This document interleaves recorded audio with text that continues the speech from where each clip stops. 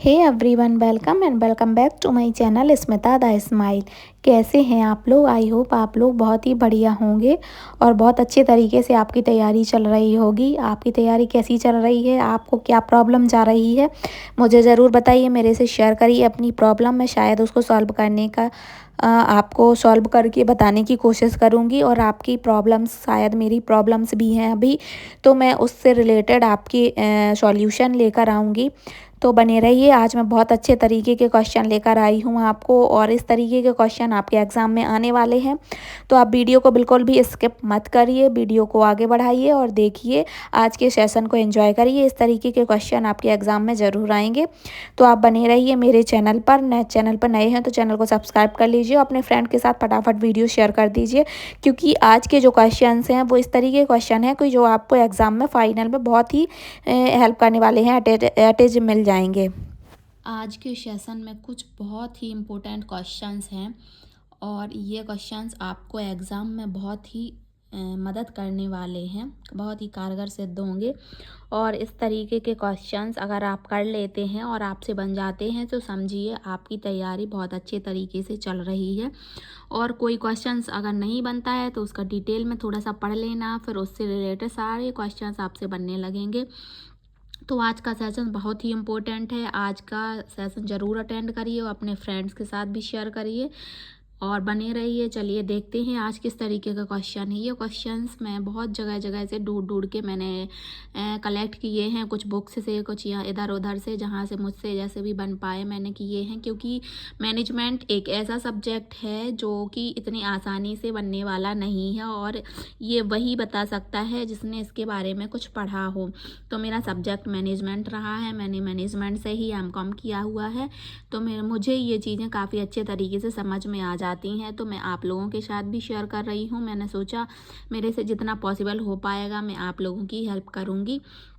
तो आज के जो क्वेश्चंस हैं वो ज़रूर आप लोग रिपीट करिएगा। एक बार पढ़ने के बाद, एक बार सेशन देखने के बाद दोबारा ज़रूर करिएगा, तभी आपसे आपको वो क्वेश्चंस ऐसे हो जाएंगे, एकदम इस तरीके से माइंड में फिक्स हो जाएंगे कि फिर कहीं से भी आपको कोई भी क्वेश्चन पूछ ले, आपसे बनने वाला ही है। ऐसा कोई क्वेश्चन नहीं जाएगा जो आपसे मैनेजमेंट सब्जेक्ट से रिलेटेड क्वेश्चन नहीं बनेंगे। बस थोड़ा सा माइंड यूज़ करना है आपको।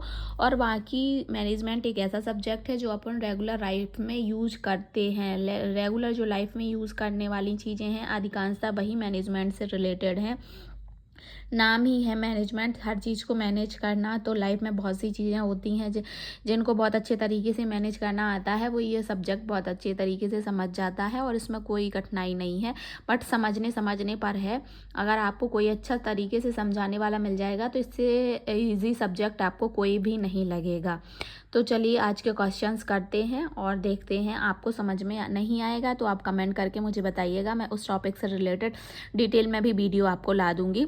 और एकदम सिंपल लैंग्वेज में कि आपको मैनेजमेंट यूं ही चुटकियों में बनने लगेगा।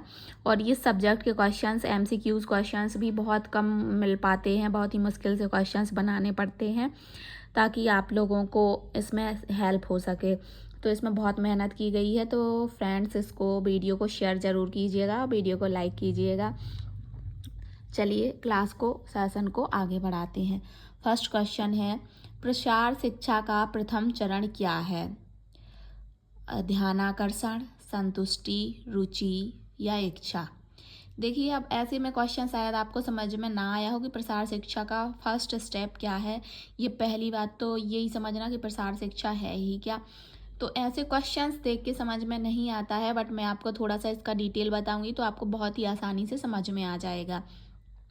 प्रसार शिक्षा यानी जैसे प्रचार प्रसार करते हैं, तो उसके लिए सबसे इम्पोर्टेंट यानी फर्स्ट स्टेप क्या है कि देखो फ्रेंड्स, सब लोग जानते हैं कि जब प्रचार, किसी चीज़ का प्रचार किया जाता है तो एडवर्टाइजमेंट सॉरी एडवर्टाइजमेंट इस तरीके का होता है कि लोगों को अपनी ओर आकर्षित करे। उसका मतलब जैसे कि रास्ते में जाते हुए पोस्टर भी जो लगे होते हैं वो ऐसे तरीके अट्रैक्टिव होते हैं। अट्रैक्शन उनमें इस तरीके का होता है कि इस तरीके की चीज़ें डाली जाती हैं कि अपना ध्यान ऑटोमेटिक उस पोस्टर की ओर चला जाता है। किसी चीज़ का ऐड लगा होगा, दीवार में पोस्टर लगे होंगे या फिर कहीं पे भी, या फिर टीवी में देखते हैं कि छोटे छोटे ऐड आते हैं किसी चीज़ के, किसी की सेलिंग से रिलेटेड, या कोई भी एडवर्टाइजमेंट है तो वो इस टाइप का बनाया जाता है कि इंसान का, व्यक्ति का माइंड तुरंत उसके साइड खिंचा चला जाए, मतलब ध्यान तुरंत उसी के साइड जाए, और इतना अट्रैक्टिव बनाया जाता है ताकि इंसान उसको परचेज करने पर मजबूर हो जाए। तो यही है, तो इसका मेन स्टेप और फर्स्ट स्टेप यही है प्रचार का, एडवर्टाइजमेंट का, कि अपनी ओर ध्यान आकर्षित करना, बंदे का ध्यान अपनी साइड आकर्षित करना, ताकि वो मजबूर हो जाए उस चीज़ को करने में। तो इस तरीके का प्रचार होना चाहिए। तो फर्स्ट स्टेप है और इसी का इम्पोर्टेंट स्टेप यही माना जाएगा। तो चलिए, इसका राइट आंसर ऑप्शन ए होगा, ध्यान आकर्षण। जो प्रचार शिक्षा है, जो एडवर्टाइजमेंट एजुकेशन है, उसका मेन स्टेप ध्यान आकर्षित करना होता है। चलिए नेक्स्ट क्वेश्चन पे पढ़ते हैं। आई होप आपको ये क्वेश्चन बहुत अच्छे तरीके से समझ में आया होगा। मैंने बहुत ही सिंपल लैंग्वेज में आपको समझाने की कोशिश की है। और नेक्स्ट क्वेश्चन पे पढ़ते हैं। अगर फिर भी ना आया हो तो आप मुझे ज़रूर बताइएगा। नेक्स्ट क्वेश्चन है, असमंजस या सस्पेंस की विशेषता है। पूछा गया है कि असमंजस की विशेषता क्या है। दंड चित्र, चित्रात्मक संचित्र, उत्सुकताजनक संचित्र, या सभी। सॉरी, आज गला खराब सा लग रहा है थोड़ा था, तो बीच में डिस्टर्ब हो रहा है, इग्नोर करिएगा। देखो, असमंजस है या असमंजस या सस्पेंस, जिसको सस्पेंस कहते हैं, उसकी मेन विशेषता क्या है, ये पूछा गया है। तो असमंजस की विशेषता, सस्पेंस कब क्रिएट होता है, कुछ ऐसी चीज़ों को बीच में ही छोड़ देना ताकि उसको आगे देखने की इच्छा जागृत हो, उत्सुकता बढ़े कि क्या होगा आगे, इस चीज़ में क्या होगा। जैसे मूवी का ही देख लीजिए, कोई मूवी चलती है तो उसमें अगर उसका नेक्स्ट पार्ट आना है मूवी का, तो लास्ट में मूवी के एंड में कुछ ऐसा सस्पेंस छोड़ देंगे जिससे उत्सुकता बढ़ेगी कि इसका नेक्स्ट पार्ट कब आएगा, कब ये नेक्स्ट पार्ट बनाएंगे, कब मैं इसको देख पाऊँगी। मतलब कुछ मूवी ऐसी होती हैं जिनका सेकंड पार्ट नहीं आना होता है, तो वो मूवी तो एट द एंड ऐसे हो जाती हैं कि एकदम फुल ये समझ में आ जाता है कि इसका क्या था, क्या हुआ इसमें मूवी में। पर कुछ मूवी ऐसी होती हैं जिनके कई सारे पार्ट बने होते हैं, तो उनके लास्ट में ना कुछ सस्पेंस छोड़ दिया जाता है कि आगे देखने के लिए एक कुछ मोटिव रहे कि इसमें आगे क्या हुआ था मूवी में, ये देखने के लिए। जैसे कि बाहुबली मूवी आई थी, तो उसमें लास्ट में पता ये सब सोचते रहे थे कि कटप्पा ने बाहुबली को क्यों मारा, ये वाला। तो नेक्स्ट पार्ट का कितना बेसब्री से इंतज़ार था सबको, कितनी उत्सुकता थी कि नेक्स्ट पार्ट कब आएगा, और कब मैं ये जान पाऊँगा या जान पाऊँगी कि कटप्पा ने बाहुबली को क्यों मारा, इस टाइप से। जैसे सीरियल आता है, तो सीरियल में आधे घंटे का सीरियल होता है, तो उसमें आधे घंटे में क्या चलेगा, कोई मज़ा नहीं आएगा। पर लास्ट में ना जब एंड होने वाला होगा, तो वो ब्रैकेट में कुछ थोड़ा सा क्लिप दिखाते हैं कि नेक्स्ट पार्ट में ये होगा, और एकदम इतना सस्पेंस रहता है कि नेक्स्ट डे का वेट करते रहते हैं उस टाइम का कि कब सीरियल आएगा और कब पता चलेगा कि क्या होने वाला है, इसमें क्या हुआ, आखिर क्यों हुआ ऐसा, कोकिला बहन ने क्या कहा गोपी बहू से, इस टाइप से। तो ये सस्पेंस रहता है, और सस्पेंस उत्सुकता को बढ़ाता है कि आगे क्या होगा, इसको देखने की उत्सुकता बनी रहती है। तो सस्पेंस की मेन जो विशेषता है वो यही है कि उत्सुकताजनक संचित्र यानी चित्र या वीडियो या क्लिप ऐसी उत्सुकताजनक दिखाई जाएगी कि वो नेक्स्ट पार्ट का वेट करते रहेंगे। आई होप ये क्वेश्चन भी आपको बहुत अच्छे तरीके से समझ में आ गया होगा। नेक्स्ट क्वेश्चन पर बढ़ते हैं। थोड़ा सा डिटेल बताने में टाइम थोड़ा सा ज़्यादा लग जाता है, तो इग्नोर करिएगा, क्योंकि कुछ अच्छा जानने के लिए टाइम लगना कोई दिक्कत की बात नहीं है, पर आप उसके बारे में बहुत अच्छे तरीके से वो टॉपिक क्लियर हो जाएगा आपका, कि उससे रिलेटेड अगर सस्पेंस या असमंजस की स्थिति से रिलेटेड कोई क्वेश्चंस आपको आएंगे, तो ऐसा नहीं है कि आपसे बनेगा नहीं, वो बनेगा ही आपसे क्वेश्चन। और एडवर्टाइजमेंट से रिलेटेड कोई क्वेश्चन आएगा, वो भी आपसे बहुत आसानी से बन जाएगा। चलिए नेक्स्ट क्वेश्चन पर बढ़ते हैं। संचार की परिभाषा का गर्भित अर्थ है कि जो कम्युनिकेशन की डेफिनेशन है उसका मेन मीनिंग क्या है, ये पूछा गया है। ऑप्शन ए, संचार अधिकांशतः शाब्दिक या मौखिक होता है। संचार अधिकांशतः लिखित होता है, संचार अधिकांशतः ऊर्ध्व दिशा में होता है, या फिर ऑप्शन डी संचार करने के लिए समझना आवश्यक है। बताइए कम्युनिकेशन की जो डेफिनेशन है उसके मतलब मेन मीनिंग पूछा गया है। तो देखिए, जब वन सिंगल वर्ड दिए जाते हैं कि अधिकांशतः शाब्दिक ही होगा या मौखिक ही होगा या ऊर्ध्व दिशा में, तो देखो एक सिंगल वर्ड अगर केवल या अधिकांशतः एक ही वर्ड दिया गया होता है, कुछ कीवर्ड होते हैं जैसे केवल लिखा है, केवल शाब्दिक ही होता है, या केवल लिखित ही या अधिकांशतः है, तो ये नेगेटिव वर्ड में आ जाते हैं, तो इनको एलिमिनेट करना होता है, इनको हटाना होता है, इनको अलग ही कर दिया जाता है। ये कुछ ट्रिक्स होती हैं क्वेश्चन सॉल्व करने की, जो कि मैं आपको बता रही हूँ।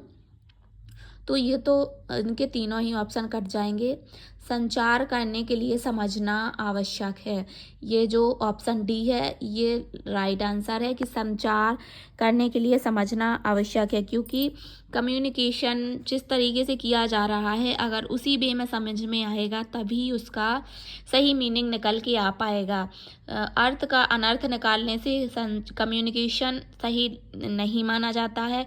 जैसे कि मैं सेंडर हूँ, मैंने कुछ कम्युनिकेशन आपके लिए किया, जैसे कि मैंने आपको ये क्वेश्चंस भेजे और मैंने जो समझाया, वो मैंने जो समझाया आपको उसी तरीके से समझ में आया जो मैं समझाने चाहती थी, तो ये सही कम्युनिकेशन माना जाएगा, मूल मीनिंग इसका निकल के आ जाएगा।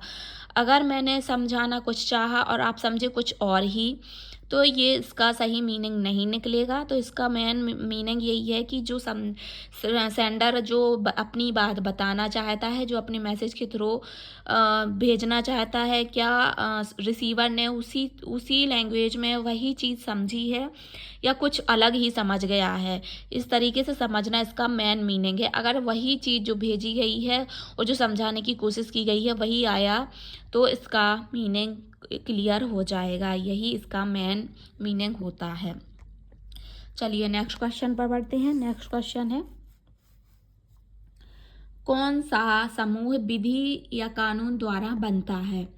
पूछा जा रहा है कि कौन सा समूह, जो 4 ऑप्शन दिए गए हैं उनमें से कौन सा कानून द्वारा बनता है? विवाह, सगाई, पूजा पाठ या फिर उपरोक्त सभी। तो पूछा जा रहा है कि ये कौन सी चीज़ है जिसमें कानून की भागीदारी रहती है, विधि की भागीदारी रहती है। तो देखो सगाई तो नहीं है, ना ही पूजा पाठ, इसमें ये है विवाह। विवाह एक ऐसी चीज़ है जिसमें कानून के द्वारा ही जो प्रोसेस है वो कंप्लीट होती है। ऐसे भले ही सब लोग शादियां कर लेते हैं मैरिज हाउस से या घर से, बट वो पूर्ण तरीके से कंप्लीट नहीं मानी जाती हैं जब तक कानून द्वारा आपका मैरिज सर्टिफिकेट कंप्लीट नहीं कर दिया जाता है। जब तक आपको मैरिज सर्टिफिकेट नहीं दिया जाता है तब तक आपकी शादी पूर्ण नहीं मानी जाएगी। इससे अच्छा तो फिर कोर्ट मैरिज ही होता है। कोर्ट मैरिज में कोर्ट द्वारा वहीं पर मैरिज कराई जाती है और वहीं से आपको सर्टिफिकेट दिया जाता है और वो प्रोसेस कंप्लीट करानी ही होती है। मान लीजिए आप महिला पर्यवेक्षक का फॉर्म भरने वाली हैं और आप महिला ही हैं, महिलाएं ही भरती हैं, तो आप उनकी शादी हो गई तो आपका सरनेम चेंज हो जाएगा। पर अगर आप चेंज किए हुए सरनेम के साथ फॉर्म फिल करेंगे तो आपको एक सर्टिफिकेट लगाना ज़रूरी हो जाएगा, वो होगा मैरिज सर्टिफिकेट। मैरिज सर्टिफिकेट से ही आपको आपका प्रूव करना पड़ेगा कि आपका सरनेम चेंज हो गया है, क्योंकि आपकी शादी हो गई है। इस तरीके से एक वैलिड करने के लिए, विवाह को, मैरिज को वैलिड करने के लिए कानून द्वारा प्रोसेस को कंप्लीट करना पड़ता है और एक कानूनी या मतलब जो लीगल प्रोसेस के लिए मैरिज सर्टिफिकेट ज़रूरी होता है। तो विवाह में कानून का हस्तक्षेप होता है। तो विवाह ही एक ऐसी चीज़ है जो कानून द्वारा बनता है। ठीक है, नेक्स्ट क्वेश्चन पर बढ़ते हैं। नेक्स्ट क्वेश्चन है, किस संप्रेषण को आपुष्ट या ग्रेपवाइन संप्रेषण भी कहते हैं? औपचारिक संप्रेषण को, अनौपचारिक संप्रेषण को, पार्श्विक संप्रेषण को, या फिर कोई नहीं है। तो ग्रेपवाइन जो कम्युनिकेशन है इसको हिंदी में अंगूरी लता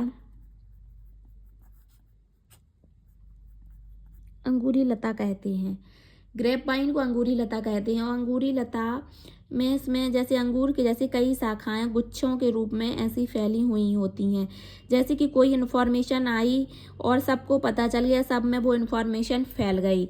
बट अगर पूछे कि आपको कहाँ से पता चला, तो आप क्लियर नहीं कह सकते उसमें कि हमें फला व्यक्ति ने ये बताया, या हमें मोहन ने या सोहन ने या नेहा ने या ममता ने ये बात मुझे बताई। किसी एक पर्सनल व्यक्ति का नाम लेके आप उसको नहीं कह सकते। आपको कहीं किसी से कहाँ से बात स्टार्ट हुई, फिर वो कहीं किसी ने किसी से कही, किसी ने किसी से कही, इस तरीके से वो किसी गुच्छे के रूप में इस तरीके से बंध गई वो बात की क्लियर नहीं कह सकते कि आपको किसने बताई, बट ये है कि आपको पता चल गया।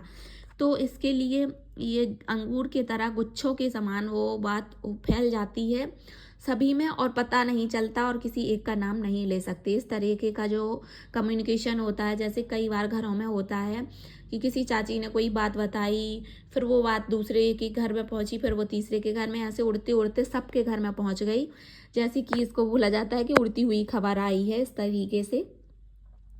तो इसको इस संप्रेषण को आपुष्ट यानी पुष्टि नहीं कर सकती कि किसने दिया है। तो आपुष्ट या अंगूरी लता गुच्छे के जैसे फैल गई, पता नहीं चला, और इसी को ग्रेप वाइन संप्रेषण भी कहते हैं। तो ये औपचारिक तरीका नहीं है। औपचारिक तरीके में सीधा दिया गया होता लेटर होता है या मैसेज होता है कि फिला इसने उसको भेजा, मोहन ने सोहन को ये चीज़ या ये पत्र या ये मैसेज भेजा। और अनौपचारिक में ऐसे ही होता है कि कोई औपचारिकता नहीं निभानी पड़ती है, कहीं से कहीं बात पहुंच जाती है इस तरीके से। और तो इसमें आएगा ये ग्रेप वाइन या आपुष्ट या अंगूरी लता जो संप्रेषण है वो अनौपचारिक संप्रेषण के अंतर्गत आता है। तो इसका राइट आंसर ऑप्शन बी हो जाएगा, अनौपचारिक संप्रेषण है। तो अनौपचारिक को पोस्ट या ग्रेप वाइन संप्रेषण भी कहते हैं। ठीक है, नेक्स्ट क्वेश्चन पर बढ़ते हैं। नेक्स्ट क्वेश्चन है समूह भिन्न व्यक्तित्वों का या कि क्या होता है। एक जो समूह है वो विभिन्न व्यक्तित्वों का क्या होता है। तो इकाई होती है, कौशल होता है, परंपरा होती है, कोई नहीं, ये पूछा गया। तो देखो समूह एक जो है जो विभिन्न व्यक्तियों का कई व्यक्तियों का सम्मिलित एक छोटा इकाई होता है। तो इसका राइट आंसर ऑप्शन ए हो जाएगा। इसमें विभिन्न व्यक्ति होते हैं जिनका अपना अलग अलग व्यक्तित्व, अपना अलग अलग नेचर होता है, उसका सम्मिलित एक इकाई होता है।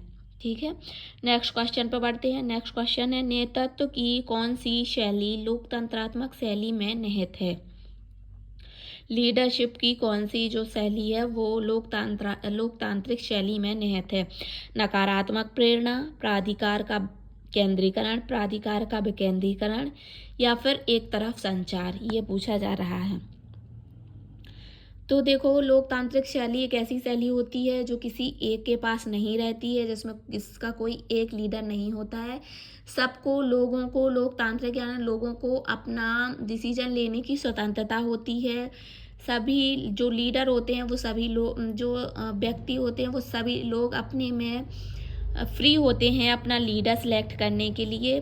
तो इसके लिए इसमें कोई एक नहीं होता है, ना ही इसमें कोई नेगेटिव प्रेरणा आती है और ना ही किसी एक पर इसके अधिकार केंद्रित होते हैं। सभी लोग मिलकर अपना लीडर सेलेक्ट करते हैं। तो इसमें अधिकार का विकेंद्रीकरण होगा, सभी के पास अधिकार होंगे अपना खुद का अपने पसंद का लीडर सेलेक्ट करने का। तो लोकतांत्रिक शैली यही कहती है कि सभी अपने आप में फ्री हैं। तो अधिकार का विकेंद्रीकरण यानी सभी के पास अधिकार है। तो इसका राइट आंसर ऑप्शन सी हो जाएगा, प्राधिकार का विकेंद्रीकरण। चलिए नेक्स्ट क्वेश्चन पर बढ़ते हैं। नेक्स्ट क्वेश्चन है नेतृत्वकर्ता अपने भाषण तथा चरित्र में ईमानदार होता है, यह किसको दर्शाता है। धैर्य को, सेवकत्व को, सत्यनिष्ठा को, या कोई नहीं। जो एक लीडर होता है उसका जो भाषण होता है या चरित्र होता है वह ईमानदारी को दर्शाता है। यानी कि वह एक जो कंपनी का या समूह का बोल दें या फिर घर का ही बोल दें, कहीं का भी जो लीडर होता है वो एक ऐसा होना चाहिए, उसका भाषण या चरित्र ऐसा ईमानदार होना चाहिए कि वो किसी का पक्षपात ना करे। मान लीजिए उसको कोई अपना एक व्यक्ति अच्छा लगता है और उसको ही वो कोई काम देता है उसी को अप्रिशिएट करता है।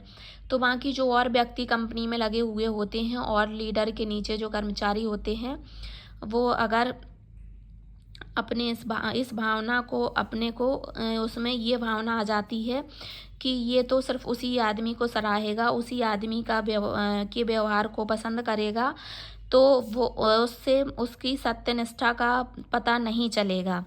वह अपने सिर्फ ईमानदारी से अगर सभी को अप्रिशिएट करेगा, सभी के स्वभाव को और सभी के वर्क को पहचानेगा, तो तभी उसका समझ में आएगा कि वह क्या कर सकता है।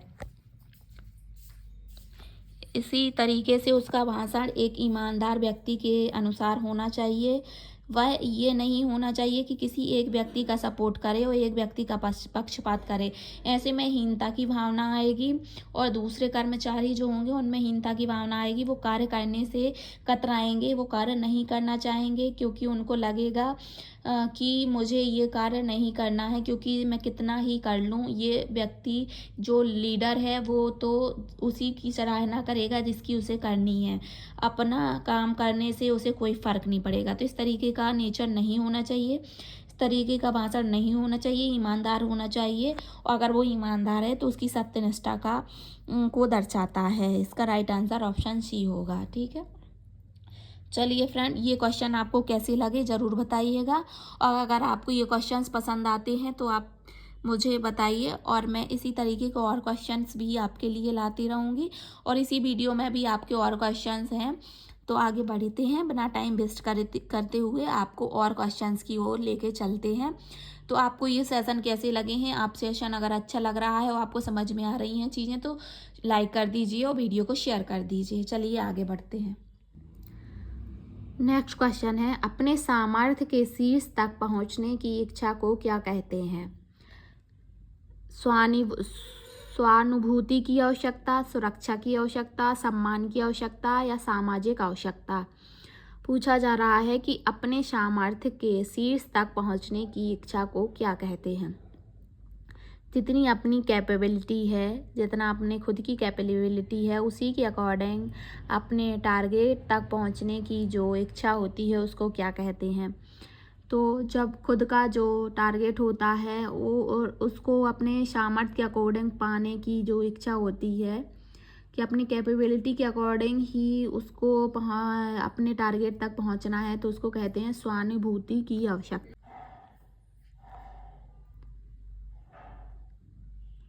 तो अपने सामर्थ्य के अकॉर्डिंग या अपने टारगेट के, अपनी कैपेबिलिटी के अकॉर्डिंग अपने टारगेट को प्राप्त करने के लिए की जो इच्छा होती है उसे स्वानुभूति यानी खुद की अनुभव या खुद की अनुभूति की आवश्यकता कहते हैं। तो राइट आंसर ऑप्शन ए हो जाएगा। ठीक है, नेक्स्ट क्वेश्चन है, साझा भाषा किस सामाजिक समूह का घातक है? जो साझा भाषा है वो किस सामाजिक समूह का घातक है? राजनीतिक समूह, परिवार, क्लब या भीड़? राजनीतिक समूह में कोई साझा भाषा नहीं होती है, क्लब में भी नहीं, ना ही भीड़ में। भीड़ में कोई कितने टाइम तक रहेगा? जो सामाजिक समूह है वो परिवार है, और परिवार के लोगों में ही जो भाषा होती है वो साझा यानी एक दूसरे की भाषा सेम होती है, वो एक दूसरे की भाषा सीखते हैं। कोई बच्चे को ना भी सिखाए तो भी वो अपने परिवार में रहकर वो वहाँ की भाषा साझा कर लेता है या सीख लेता है। ठीक है, तो इसका राइट आंसर ऑप्शन बी हो जाएगा। नेक्स्ट क्वेश्चन पे बढ़ते हैं, कार्यशाला किसका उदाहरण है? जो कार्यशाला है वह पूछा गया है किसका एग्जाम्पल है? व्यक्तिगत पद्धति, फार्म पद्धति, सामूहिक पद्धति या सार्वजनिक पद्धति? तो कार्यशाला में एक साथ मिलकर कार्य किया जाता है। कार्यशाला में कोई एक व्यक्ति कार्य नहीं करता है, उसमें समूह बनाए जाते हैं और कई समूह मिलकर एक कार्यशाला का निर्माण करते हैं और वहाँ पर मिलकर कोई कार्य करते हैं या कोई टारगेट बनाते हैं। जैसे कोई कंपनी ही है तो उसका जो प्रोडक्ट बनाए जाते हैं उनकी एक कार्यशाला होती है, जहाँ पर कंपनी के प्रोडक्ट के लिए कई समूह में डिवाइड किया जाता है और उनको अलग अलग अपने अपने काम दिए जाते हैं। तो कार्यशाला में सामूहिक पद्धति चलती है, तो कार्यशाला एक सामूहिक पद्धति का एग्जाम्पल है। राइट आंसर इसका ऑप्शन सी हो जाएगा। चलिए नेक्स्ट क्वेश्चन पर बढ़ते हैं। नेक्स्ट क्वेश्चन है, भारतीय परमाणु ऊर्जा आयोग किस पंचवर्षीय योजना के दौरान शुरू किया गया था? पूछा जा रहा है भारतीय परमाणु ऊर्जा आयोग किस वार्षिक योजना के दौरान शुरू किया गया। जो भारतीय परमाणु ऊर्जा आयोग है वो पहली पंचवर्षीय योजना के दौरान शुरू किया गया, या फिर तीसरी पंचवर्षीय योजना के दौरान, या फिर पांचवी पंचवर्षीय योजना के दौरान शुरू किया गया, या फिर आठवीं पंचवर्षीय योजना के दौरान। देखिए फ्रेंड्स, हर एक वीडियो में एक पंचवर्षीय योजना का क्वेश्चन आ रहा है, तो इसका मतलब ये है कि आपको पंचवर्षीय योजनाएं बहुत अच्छे तरीके से कंप्लीट कर लेनी है। और ये टॉपिक एक ऐसा टॉपिक है जो एग्ज़ाम में आएगा ही। हर एक शिफ्ट में ये क्वेश्चन पंचवर्षीय योजना से ज़रूर ही आएगा, तो आप इस टॉपिक को बिल्कुल भी इग्नोर मत कीजिए और इसको हल्के में मत लीजिए। इसको बहुत अच्छे तरीके से कंप्लीट करिए, इससे क्वेश्चन बनेंगे ही। मैंने कह दिया इससे क्वेश्चन बनना ही है, तो आपको ये टॉपिक बहुत अच्छे तरीके से कंप्लीट कर लेना है, ताकि नेक्स्ट वीडियो जो आए उसमें जो भी पंचवर्षीय योजना का क्वेश्चन आए वो आपसे गलत ना होने पाए, वो आपसे बन ही जाना चाहिए। तो आपको आज ही पंचवर्षीय योजना का टॉपिक अगर आपने नहीं पढ़ा तो कंप्लीट कर लेना है, और पढ़ लिया तो बहुत अच्छी बात है, फिर आपसे क्वेश्चन बन ही रहे होंगे। और अगर नहीं पढ़ा तो मेरी रिक्वेस्ट है आप ये टॉपिक ज़रूर बहुत अच्छे तरीके से कंप्लीट कर लीजिए। इस तरीके से मैं ये बताते भी जा रही हूँ हर एक सेशन में कि आज ये वाला टॉपिक कंप्लीट करना ही है। जैसे कि मैंने बताया था कि पंचायती राज से रिलेटेड एक क्वेश्चन आएगा, तो वो टॉपिक भी आपको करना ही है, और ये पंचवर्षीय योजना वाला टॉपिक भी आपको करना ही है। तो इसका राइट आंसर ऑप्शन ए हो जाएगा। भारतीय परमाणु ऊर्जा आयोग पहली पंचवर्षीय योजना के दौरान शुरू किया गया था, तो इसका राइट आंसर ऑप्शन ए हो जाएगा। नेक्स्ट क्वेश्चन पर बढ़ते हैं। नेक्स्ट क्वेश्चन है सामाजिक संबंध का मापन करने की समाजमिति नामक तकनीक किसने विकसित की। देखिए, एक ऐसे ये रटने वाला क्वेश्चन भी आएगा जो किसी ना किसी की कोटेशन से रिलेटेड होगा, तो ये कोटेशन वाले क्वेश्चन भी पढ़ने ही है। जैसे सामाजिक संबंध का मापन करने की समाजमिति नामक तकनीक, जो समाजमिति नामक तकनीक दी गई है वो किसके द्वारा दी गई है? मेलो के द्वारा, जेम्स विक्टर के द्वारा, जैकब मोरेनो के द्वारा, या फिर सभी के द्वारा दी गई है। तो सामाजिक संबंध को मापने के लिए कि सामाजिक संबंध कैसे किस तरीके से हैं, कहाँ कहाँ तक हैं, इसका मापन करने के लिए जो समाजमिति तकनीक बनाई गई है वो इन तीन में से किसके द्वारा बनाई गई है, या तीनों द्वारा बनाई गई है। तो इसका राइट आंसर ऑप्शन सी हो जाएगा, जैकब मोरेनो के द्वारा यह टेक्निक बनाई गई है। ऑप्शन सी इसका राइट आंसर हो जाएगा।